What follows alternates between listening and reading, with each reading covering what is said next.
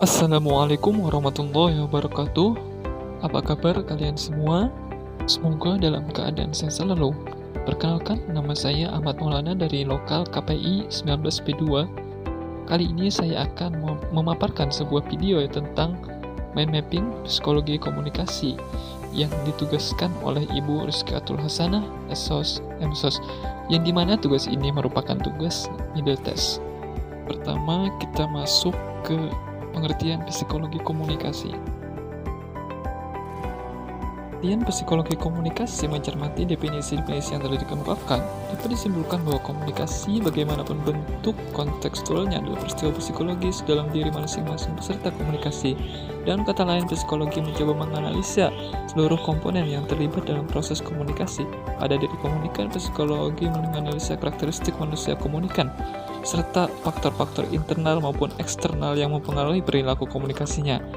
Lanjut, yang kedua yaitu peranan psikologi dalam proses komunikasi. Poin-poinnya yaitu 1. Mempengaruhi kecerdasan emosional. 2. Menumbuhkan rasa percaya. 3. Menumbuhkan saling pengertian. 4. Menentukan identitas seseorang. 5. Menentukan tingkat hubungan. Yang keenam, berbagi arti. Ketujuh, memungkinkan komunikasi yang koheren. 8. Memperkuat sugesti. 9. Membangun hubungan sosial. 10. Mencapai tujuan.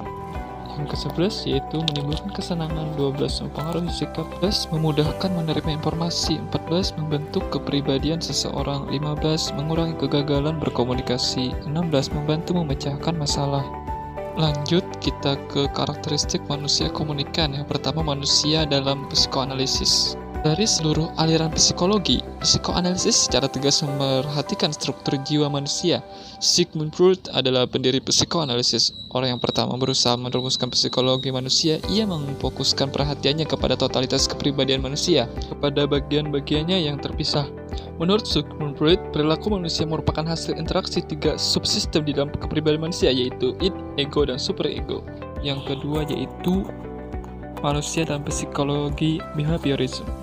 Behaviorisme lahir sebagai reaksi terhadap introspeksionisme atau yang menganalisis jiwa manusia berdasarkan laporan-laporan subjektif, dan juga psikoanalisis guru yang berbicara alam bawah sadar dan tidak tampak.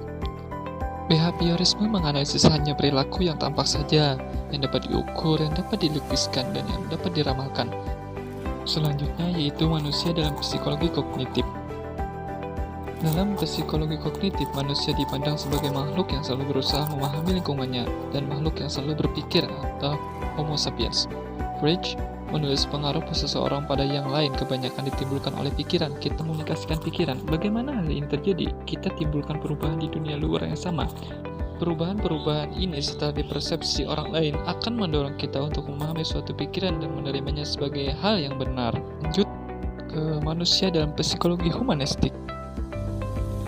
Manusia dan psikologi humanistik dianggap sebagai revolusi ketiga dalam psikologi. Revolusi pertama adalah psikoanalisis dan revolusi kedua adalah behaviorisme, dan humanistik menjelaskan aspek eksistensi manusia yang positif dan menentukan seperti cinta, kreativitas, nilai makna, dan pertumbuhan pribadi.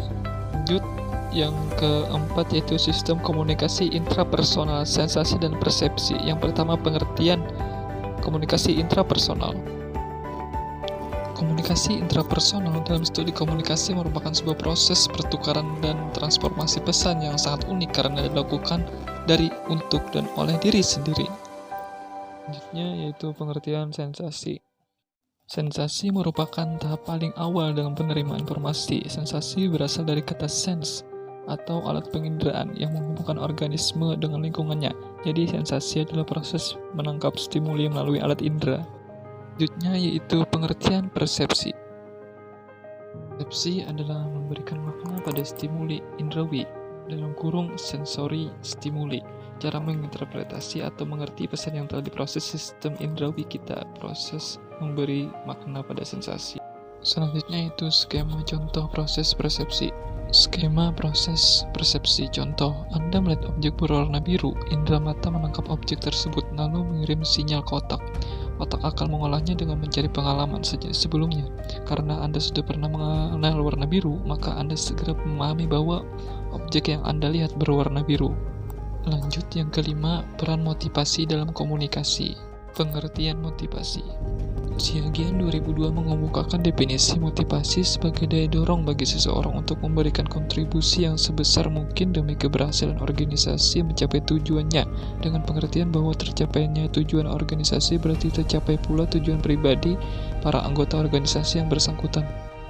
Lanjut ke jenis motivasi. 1. Motivasi intrinsik atau internal. Motivasi intrinsik atau internal merupakan suatu keinginan dari seseorang individu untuk mengerjakan sesuatu di mana hal tersebut dikarenakan adanya faktor dorongan yang berasal ada di dalam diri sendiri. 2. Motivasi ekstrinsik atau eksternal. Motivasi ekstrinsik atau eksternal merupakan hasrat atau keinginan dari seorang individu guna mengerjakan sesuatu yang dikarenakan adanya faktor dorongan yang berasal dari luar. Selanjutnya yaitu fungsi dan tujuan motivasi. 1. Menentukan cepat atau lambatnya suatu tindakan. 2. Menyeleksi perbuatan. 3. Menentukan arah yang ingin diraih. Lanjut yang keenam yaitu konsep diri dan atraksi interpersonal. Pertama, pengertian konsep diri. Konsep diri adalah cara pandang secara menyeluruh tentang dirinya yang meliputi kemampuan yang dimiliki, perasaan yang dialami, kondisi fisik maupun lingkungan terdekatnya. Lanjut ke pengertian atraksi interpersonal. Atraksi interpersonal adalah kesukaan pada orang lain, sikap positif dan daya tarik seseorang. Makin tertarik kita dengan orang lain, maka semakin besar kecenderungan kita untuk berkomunikasi dengan orang lain. Lanjut ke hubungan konsep diri dan atraksi interpersonal. Konsep diri yang positif akan berdampak pada perilaku komunikasi interpersonal yang positif, yaitu dapat melakukan persepsi secara lebih cermat dan mengungkapkan petunjuk-petunjuk yang membuat orang lain menafsirkan kita secara cermat pula. Sebaliknya, apabila konsep dirinya negatif, akan terjadi miskomunikasi karena kemungkinan informasi yang diterima dan dipersepsi salah sehingga berdampak negatif pada komunikasi interpersonal.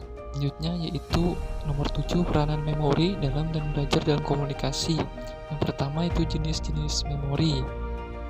Sebelum kita menuju ke jenis-jenis memori, saya akan menjelaskan sedikit bahwasanya pada umumnya memori berguna untuk menyimpan atau mengingat suatu data atau informasi. Nah, begitu juga dengan memori yang akan kita bahas kali ini. Jenis yang pertama yaitu 1. Pengingat atau rekal. Pengingatan adalah proses aktif untuk menghasilkan kembali fakta dan informasi secara verbatim atau kata demi kata tanpa petunjuk yang jelas. 2. Pengenalan, recognition. Agak sukar untuk mengingat kembali sejumlah fakta, lebih mudah mengenalnya kembali. 3. Belajar lagi atau relearning. Menguasai kembali pelajaran yang sudah pernah kita peroleh, termasuk pekerjaan memori. 4. Redintegrasi atau reintegration. Reintegrasi adalah merekonstruksi seluruh masa lalu dari satu petunjuk memori kecil. Selanjutnya yaitu komponen utama memori. Atkinson dan Sirifin mengembangkan suatu tahapan ingatan yang dikenal dengan three-stage model of memory yang membagi ingatan manusia atas 3 komponen utama, yaitu A. Ingatan sensori, B. Ingatan jangka pendek, C. Ingatan jangka panjang. Yang terakhir yaitu penyesuaian diri dalam komunikasi dan interaksi sosial. Pertama, pengertian penyesuaian diri. Penyesuaian diri merupakan suatu proses psikologis sepanjang hayat dan manusia berupaya menemukan dan mengatasi tekanan dan tantangan hidup guna mencapai pribadi yang sehat. Dapat disimpulkan bahwa penyesuaian diri adalah suatu proses individu dalam berinteraksi dengan dirinya sendiri, orang lain maupun dengan lingkungannya agar tercapai tujuan dan kondisi yang diharapkan oleh diri sendiri dan lingkungannya. Selanjutnya yaitu aspek-aspek penyesuaian diri. A. Tidak terdapat emosionalitas yang berlebih. B. Tidak terdapat mekanisme psikologis. C. Tidak terdapat perasaan frustasi personal. D. Kemampuan untuk belajar. E. Sikap realistik dan objektif. F. Pertimbangan rasional dan pengarahan diri. Selanjutnya yaitu bentuk interaksi sosial. Selanjutnya yaitu bentuk interaksi sosial. Menurut Gilin, ada 2 bentuk interaksi sosial, yaitu interaksi sosial yang asosiatif dan interaksi sosial yang disosiatif. Bentuk-bentuk interaksi sosial yang asosiatif diantaranya kerjasama, akomodasi, dan asimilasi. Oke, sekian sampai di sini dulu video saya Ahmad Maulana. Mohon maaf apabila banyak kesalahan dan kekurangan. Saya ucapkan terima kasih.